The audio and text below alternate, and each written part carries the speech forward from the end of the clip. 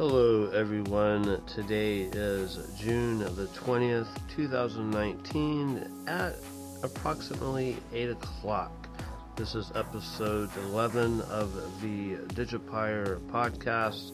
Today we are discussing the benefits of influencer marketing, all the ins and outs of influencer marketing, and part 2 of my comparison of e-commerce versus its brick and mortar counterpart. And if you would just give me a few seconds while I gather my notes, I will be with you in just a few seconds.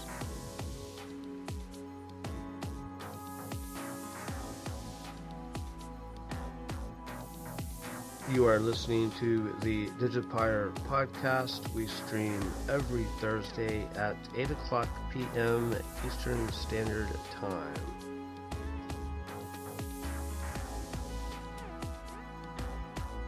Okay, I didn't get to complete the last week's podcast, so I'm going to go over part 2 of that here briefly and answer some questions regarding that. Then I will start discussing influencer marketing and everything that I've learned about that. I've never actually tried it. I've never did anything with it. But I'm just going to share with you some of my findings and some results other people may have had, and some resources that you can use that if you want to find out more about it. And as usual, you can find the notes for this podcast at diversification.com, specifically diversification.com/episode 11. And I share with you the resources that I discuss here and an outline of everything that we talk about. I'm going to just discuss a little bit of the news, all news that is news in e-commerce here shortly. That's going to be very brief because last time I did not have time to even finish because I only have 45 minutes to discuss everything with you beautiful people, and that's just not enough time to share everything, is it? So I'm going to get started here in just a few seconds. If you can just give me a little bit longer to get everything together, I will be right with you.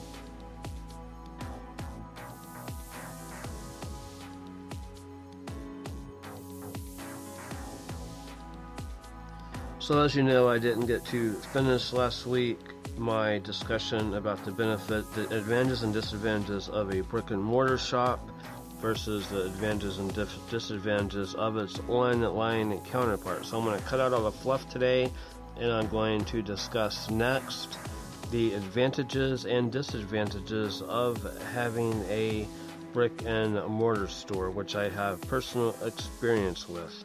Again, if you want to follow the show notes or get more information or sign up when I post a new podcast, you can do so at diversification.com/episode 11. And you also can listen to last week's podcast at diversification.com/podcast 10. And it will give you an outline of everything that I discussed and the continuation of it today. So I hope that wasn't too confusing for everyone, and I'm going to get started.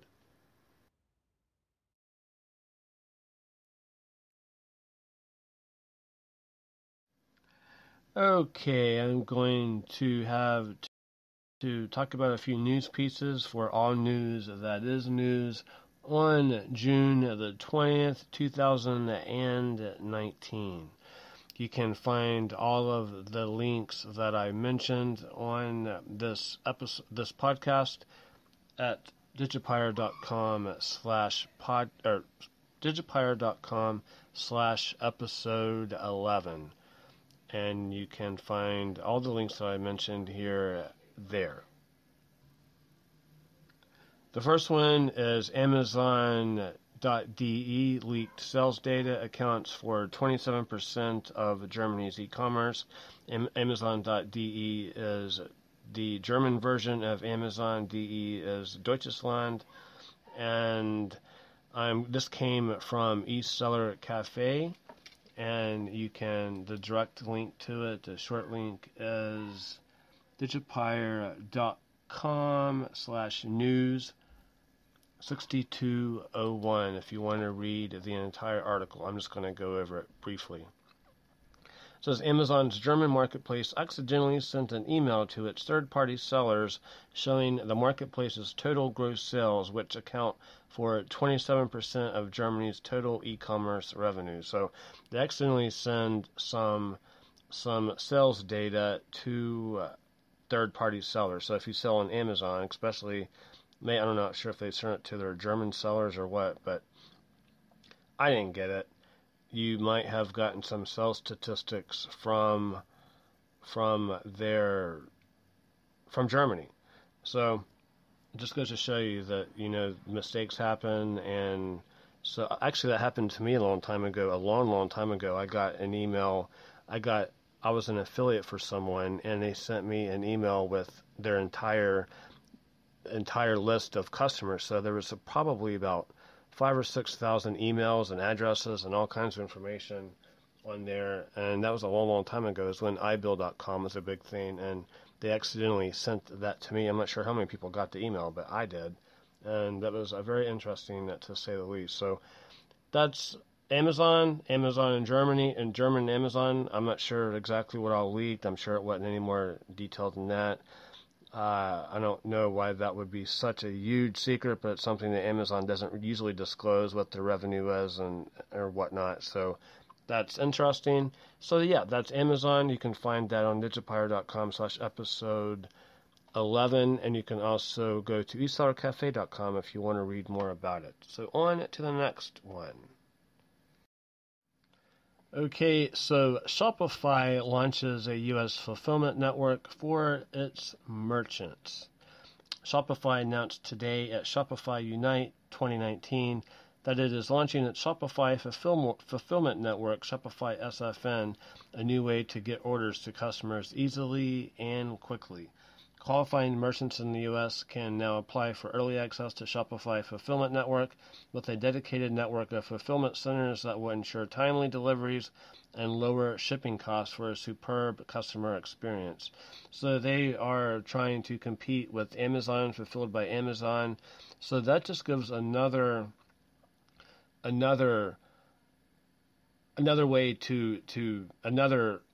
another option for to outsource your fulfillment.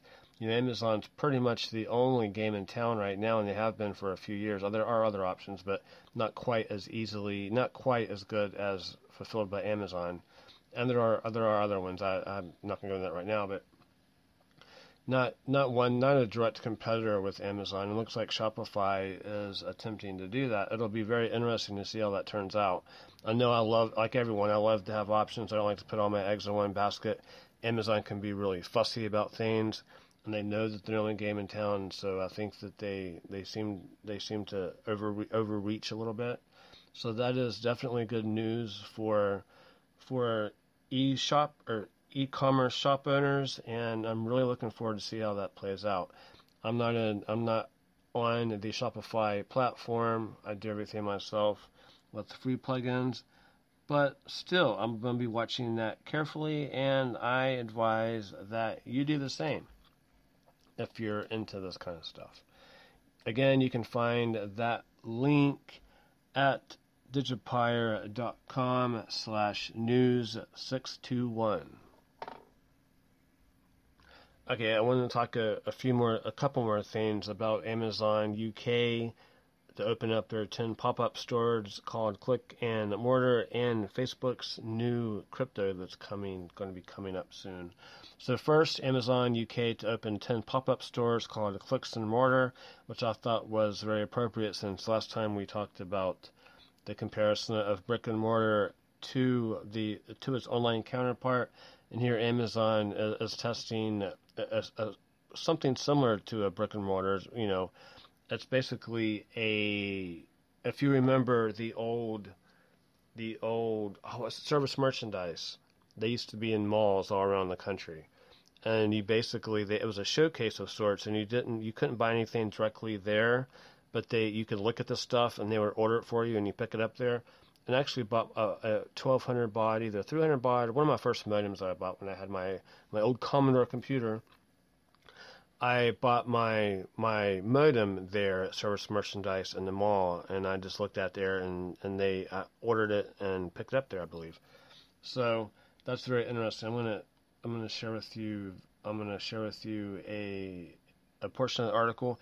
Amazon announced it will open up 10 pop-up stores in the UK called Clicks and Mortar, which will focus on homeware, health and beauty, food and drink, and electronics. The Clicks and Mortar pop-up shops will provide customers with the opportunity to discover and buy directly from over 100 small businesses, everything from homeware and health and beauty products to food and drink and electronics.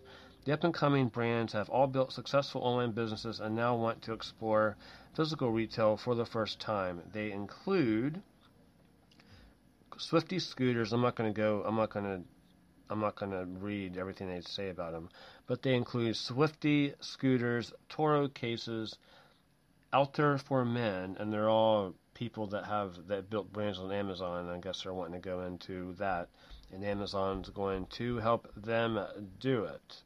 So the first Clicks and Mortar store opened in St. Mary's Gate in central Manchester, and the company said other stores would open in Wales, Scotland, the Midlands, Yorkshire, and the Southeast. Amazon, Enterprise Nation, Direct Line for Business, and Square are partners in this new program. So very, very interesting. So I'm sure you heard by now that Facebook is looking to start their own cryptocurrency called Libra. And the headline is eBay, PayPal, Facebook, Uber, Lyft, MasterCard among founding members of the new Libra cryptocurrency. Today, the Libra Association announced plans for Libra, a simple global currency and financial infrastructure that can empower billions of people. Libra will be built on a secure, scalable, and reliable blockchain. It will be backed by a reserve of assets designed to give it intrinsic value, and it will be governed by the independent Libra Association, which was formed to manage and evolve this new ecosystem. The advent of the internet and mobile broadband has empowered billions of people globally to have access to the world's knowledge, information, high-fidelity communications, and a wide range of lower-cost, more convenient services. Many of these services are now accessible using a $40 smartphone from almost anywhere in the world. So, this will be interesting to see how the world's regulators, how this pans out with the world. I mean, Facebook is already in hot water they're already being investigated from a bunch of different countries. So, it'll be interesting to see how this plays out. I'm not going to go light into this because I need to get to the meat and potatoes of this podcast, and it's about everything there is to know about influencer marketing, and I'm going to discuss that in just a moment. Let me pull up some of my notes, and I will be with you momentarily.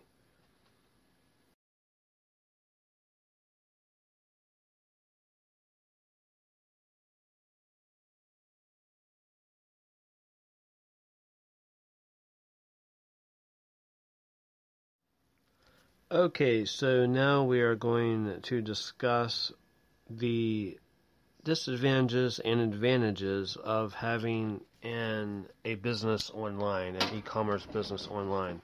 And, I want to mention that there are a few different types of e-commerce businesses. There's those that sell digital products, and there are those that sell physical products. And there's a difference between the two, and I'm going to keep that in mind as I go through the advantages and disadvantages. The whole purpose of this podcast and my little website, digipire.com, is keeping with the spirit of not having to be tied to any location and not having a lot of physical products or anything to deal with. Everything is to be done in the digital realm, right? So, but there's a way to sell physical products that you don't have to handle product and that kind of thing, or handle it very minimally. But I'm not going to go into that all right now. That's something that I will discuss later. That's something that you also can find on our blog at digipire.com. Just do a search for e-commerce. So I've written about it a lot, and you can find that there. So with that in mind, some of the advantages of having a business in the cloud, an internet business, selling e-commerce business, is that you don't have a lot of the overhead that you have with its brick and mortar counterpart. You don't have a lot of the rent, the floor space. You don't require a lot of sales space. You don't have to have the heat on is high, the lighting is just a lot of, the utilities are a lot higher. You can maneuver around in a much smaller space. If selling digital products, you can just have an office. You can do it out of your home. You can have a multi-million-dollar business or multi-$100,000 business and run it from your home office or your office downtown, wherever you live, or just whatever.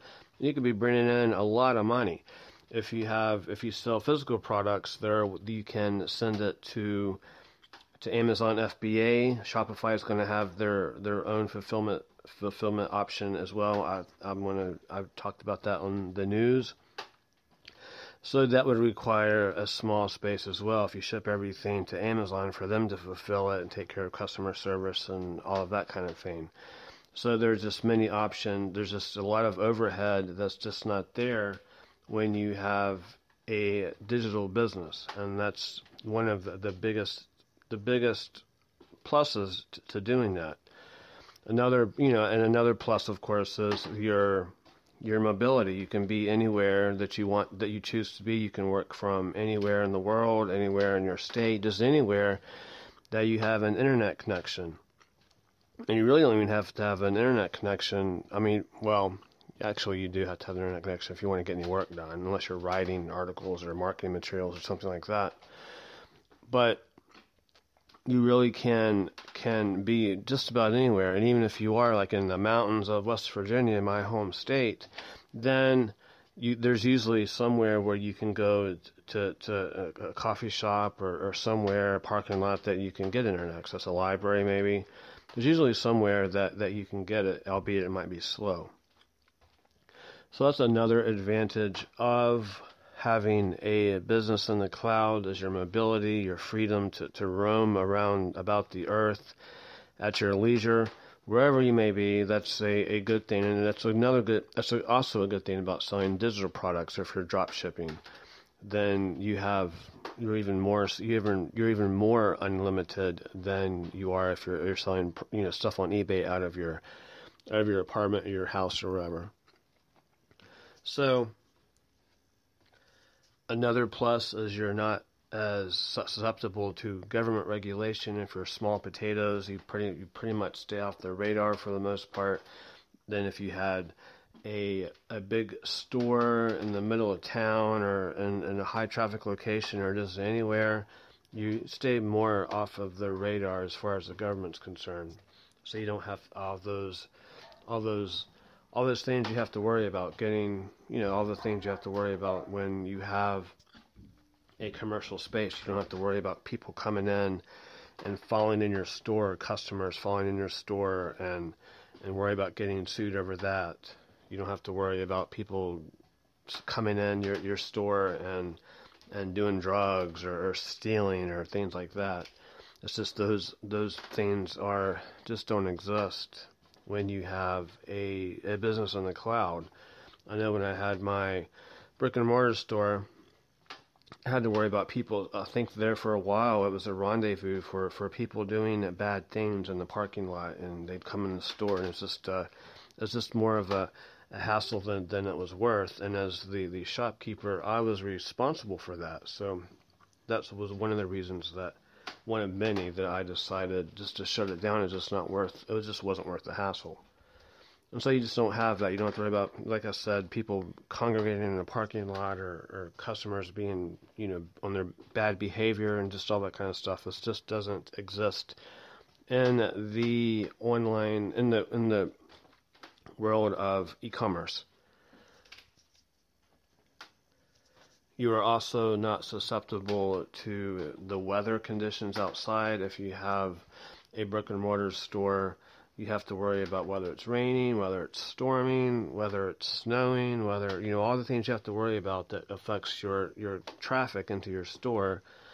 when you have a brick and mortar store. When you have a store and when you have an e-commerce shop, those worries are gone. People shop whether it's storming, raining, snowing. They may even shop even more so during those times. Okay, some of the disadvantages of having an e-commerce shop are as follows. I'm going to discuss very briefly before I move on to the topic at hand for today, June the 20th, 2019. So, especially if you sell on eBay or Amazon, you need to worry. There's increased competition, so it really drives the price down. That's something you don't have as much in the brick and mortar shop, especially if you're selling some kind of specialty item. So depending on the product, if there's a lot of it available, it's going to drive the price down, which means that you're going to be operating on slim margins. So you really need to do your homework and be careful and mindful of what you purchase, because you make money when you purchase the product. You want to make sure you get the best deal. You want to make sure that you're not overpaying and you have all of the costs associated with selling that product. If you're selling digital products, that's another story. You don't have to worry about that as much. You don't have as much overhead. You don't have the handling fees, the handling costs, and all that kind of stuff. Like, for example, you might find a great deal on 100 widgets, but if you have the same amount of profit and you have an opportunity to buy 50 widgets or 20 widgets, then you should go with that, because every time that you handle the product, there is a cost associated with that. So, and of course, with digital products, that is non-existent. You don't have that cost for the most part. You have the cost to create it or whatever, the cost to buy it and resell it, and that's it. You don't have the cost of the fees that the credit card companies charge and all of that, and then that's it. So you want to. That's one of the disadvantages is that there's increased competition for whatever you're selling. So, or depending on what you're selling. So and it's harder to find products that are in less demand. So you constantly have to be looking for the latest, greatest. So that's one of the biggest things is a competition. Competition is much greater online in the world of e-commerce than it is with its brick and mortar counterparts. Another thing that you have to worry about with e-commerce are people that are constantly after you, that want to cause trouble for you, cause trouble for your business. Like, for example, on Amazon, there are a lot of people in there. There are companies that will give you trouble over selling trademarked items or whatever. And that's still something that I have a lot to learn about. I still don't know all the ins and outs about it. I'm still learning. But, for example, my Amazon account it actually wasn't shut down, but I was paralyzed with fear because I got an email that said basically all of my products were flagged for copyright or for trademark infringement, because I was not an authorized seller of those items. So there's a trademark or a copyright thing where basically if you own the product, you have the right to resell it. But it's very complicated, and it's something you need to worry about. I haven't had that trouble with eBay, knock on wood, but you need to be careful about being an authorized reseller and minimum advertised prices, the MAP. Like if you're selling something from someone, you have to worry about the minimum advertised price. You can't lose money on it, and you can't go below that price. So that's just something you have to worry about. Are people that unscrupulous people that are going after your business. You have a lot more exposure to people to go after you, to put a dent in your business and your income and all that kind of stuff. That's why you need to diversify. And not only do you need to sell, you have to sell on one platform, you need to sell on many platforms, your own platform, and just diversify.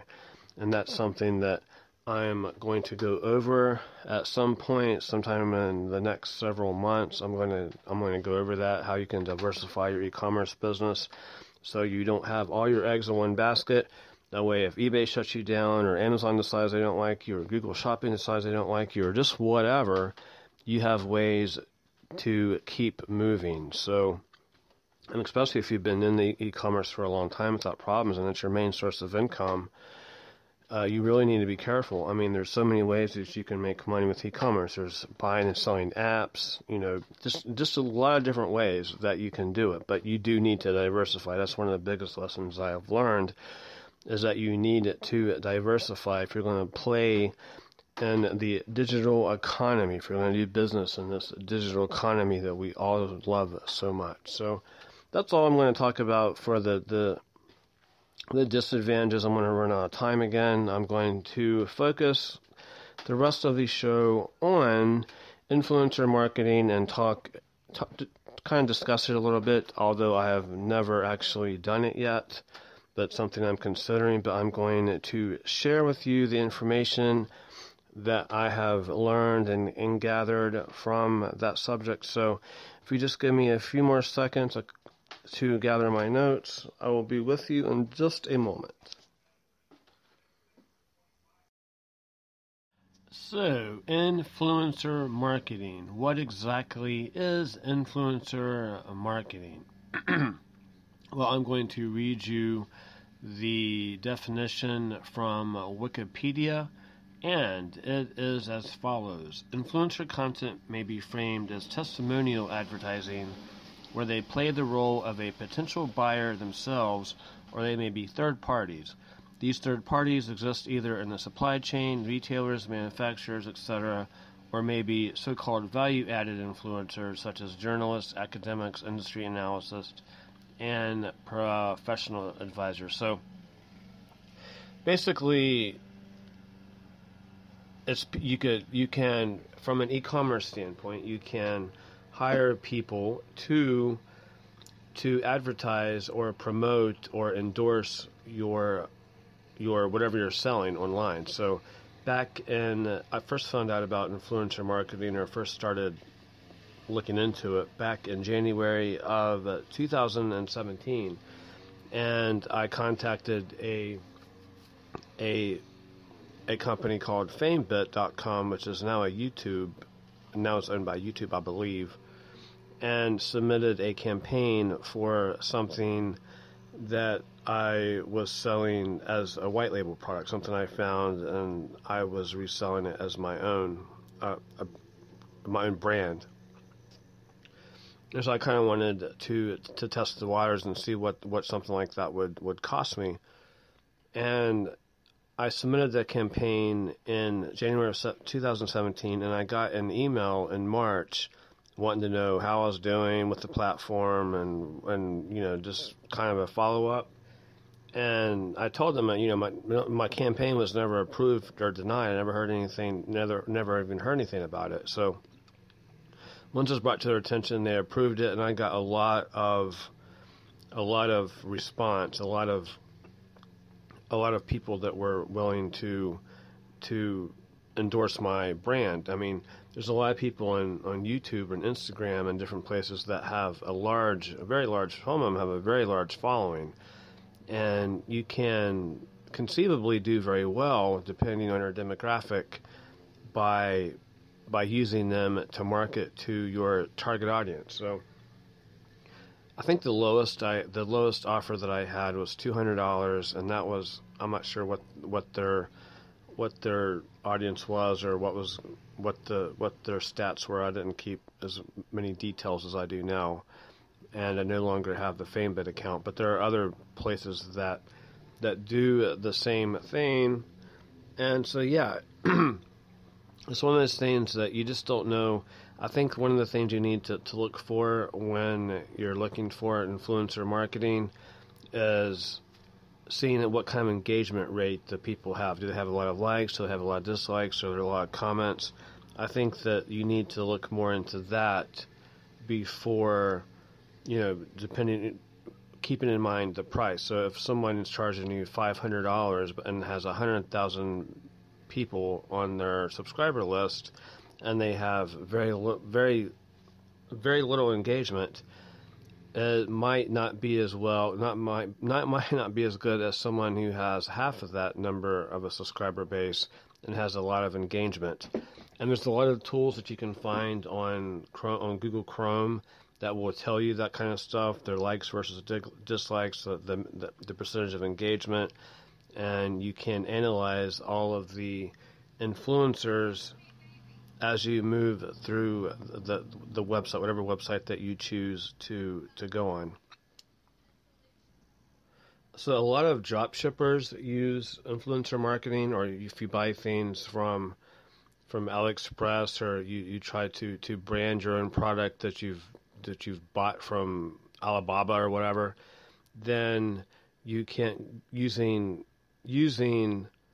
influencer marketing, may or may not help build your brand and maybe make you sales. There's a lot of case studies that people have done online. I plan on doing something like that in the future, and when I do, you can visit my the website at digipire.com, because I put a lot of the marketing results that I have up there. And yeah, so that's what influencer marketing is in a nutshell. I'm going to go over a little bit about how the FTC treats it and the evolution of it from just a few years ago. And this is relatively... Okay, so I'm going to give you some tips and things that I've come across while researching influencer marketing. Again, I have not done it yet, but I have done extensive research. You can find a lot of that research and any future marketing experiments or campaigns that I run at the website digipire.com. But for now, I'm going to go over some things that I've found out so that maybe it can help you in your e-commerce journey. Because everyone needs a little helping hand every once in a while, don't they? I know I do.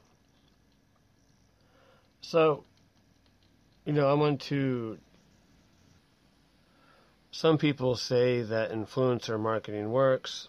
Some people think that it does not. But it entirely depends on what you're marketing, what your demographic is, and where your demographic hangs out.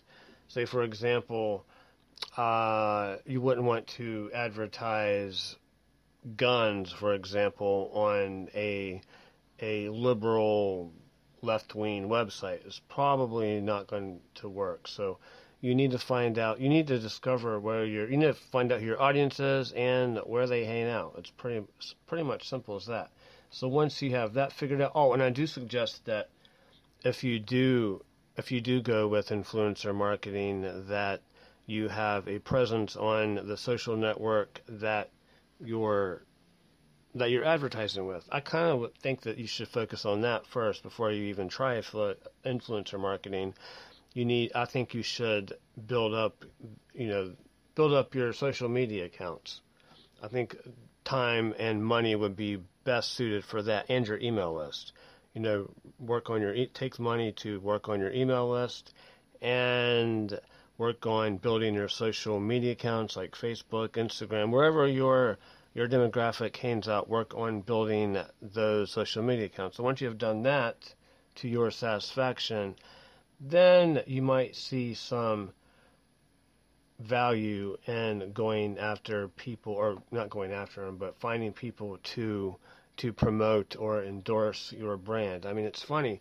It's not all for the big boys anymore, is it? It's not for the big boys and girls.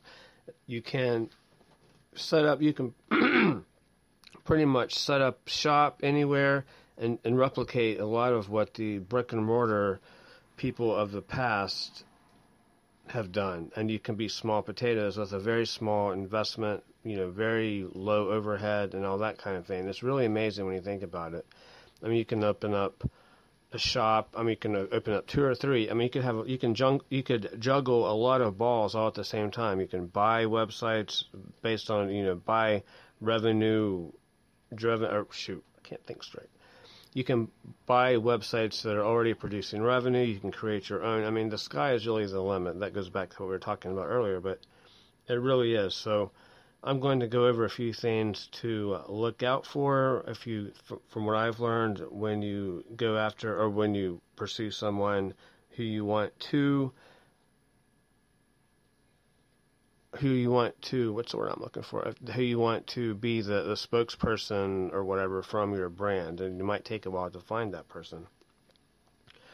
But I would recommend before we even start that you use some kind of company that acts as a third party or a go-between between you and the influencer that you're wanting to hire. That way you have recourse in case something goes bad, mainly if they don't follow through with what you ask them to do. If you just find someone on YouTube or Instagram and DM them, direct message them, or contact them in any way without that third party go-between, then you might run into problems. I'm not sure that it's worth the chance.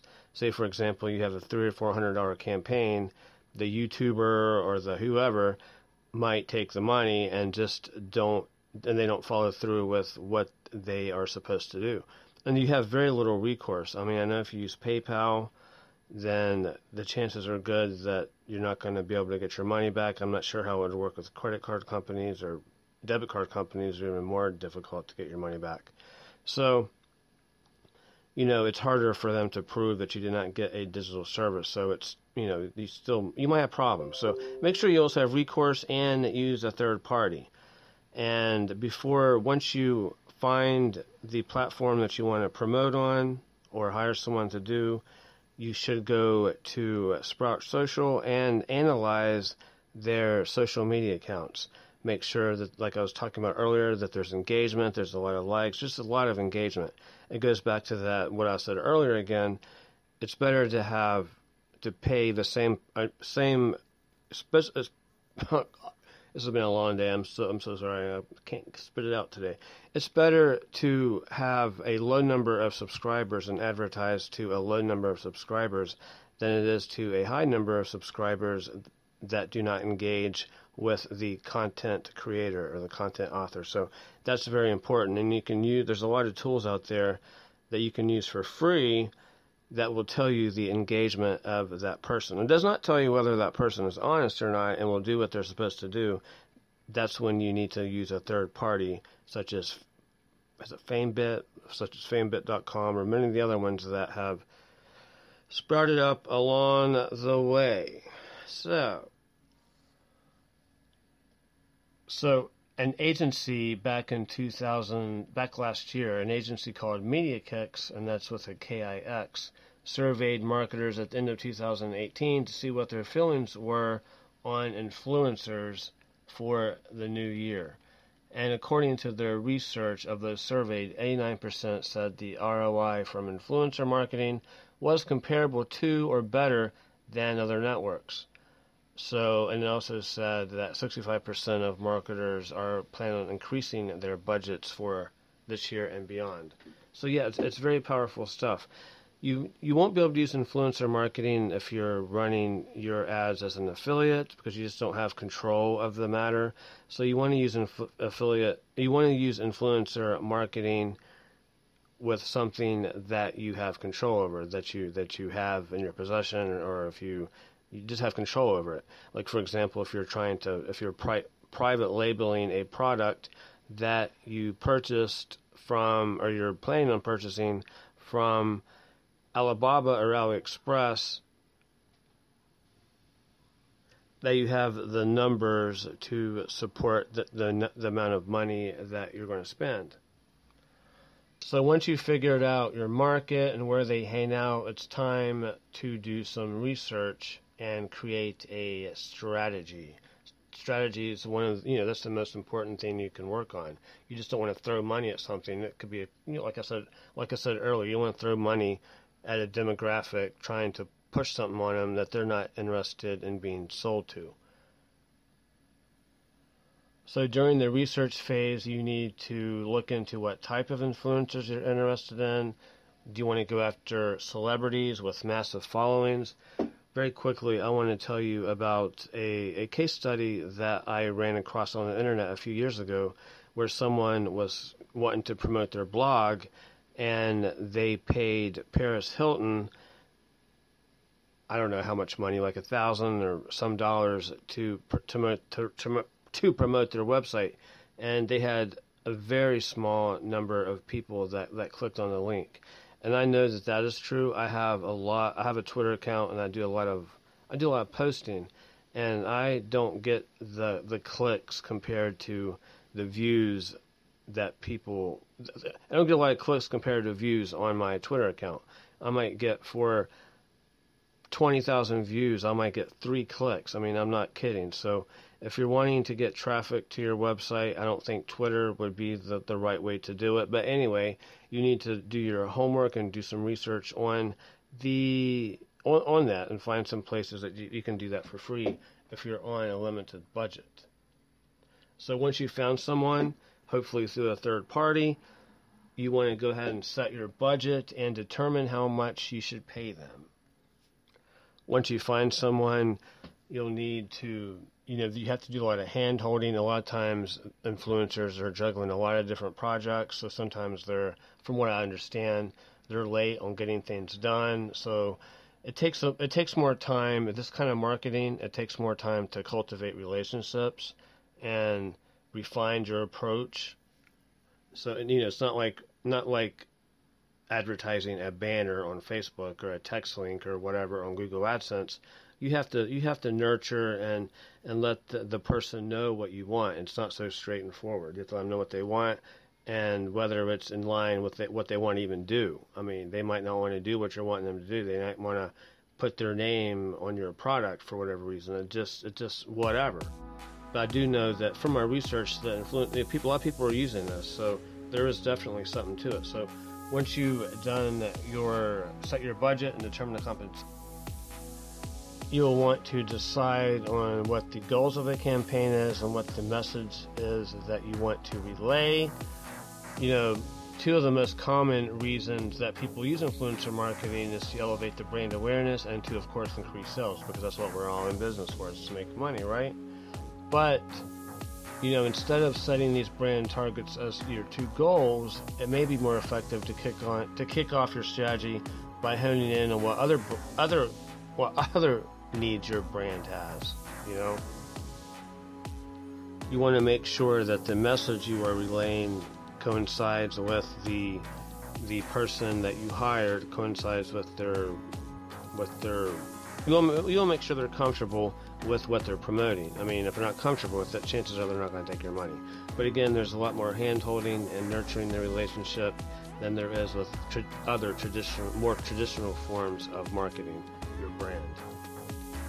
You want to see if your influencer, the person that you're wanting to hire, has worked with other brands besides yourself, besides what you're selling, and if they have a list of, that you can tell a lot of people are promoting on their website or their channel, then that's good for you, because you know that they're willing to do that, willing to sell it. But the bad thing is you might be in direct competition with their other partners. So, okay, so that's all the time we have for now. There's just so much for me to tell you guys and so little time.